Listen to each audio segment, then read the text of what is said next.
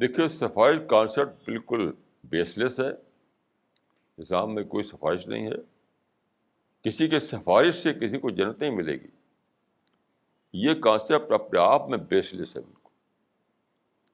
ذالک جزاء من تزکیٰ, جو اپنا تزکیہ کرے گا اس کے لیے جنت ہے. وہ قد افلح من تزکیٰ. سفارش سے کوئی جنت میں جائے گا, یہ بالکل ہی بیس لیس بات ہے. یہ مسلمانوں نے گڑھ رکھا ہے خود سے گڑھ رکھا ہے.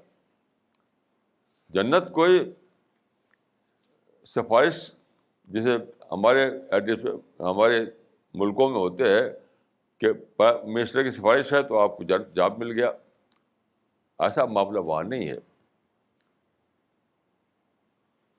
تو جنت ہے ان لوگوں کے لیے جو اپنا تزکیہ کر کے وہاں پہنچتے. تزکیہ کے معنی کیا ہے؟ اس ٹائپ کی پرسنالٹی جنہوں نے بنائی ہو.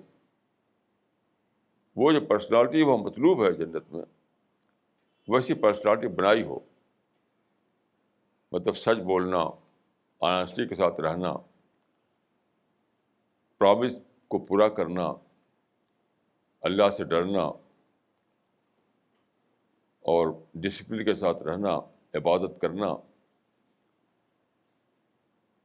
وغیرہ وغیرہ جو آپ دیکھ سکتے ہیں قرآن و حدیث میں. تو یہ کوالٹی اس کے اندر ہوں گی جس نے اپنے اندر یہ ساری کوالٹی پیدا کی ہوگی, اس کے لیے جنت ہے. باقی یہ بالکل یہ بیس لیس ہے یہ نظریہ کہ سفارش سے کسی کو جنت مل جائے گی. اس کا کوئی اصل نہیں ہے.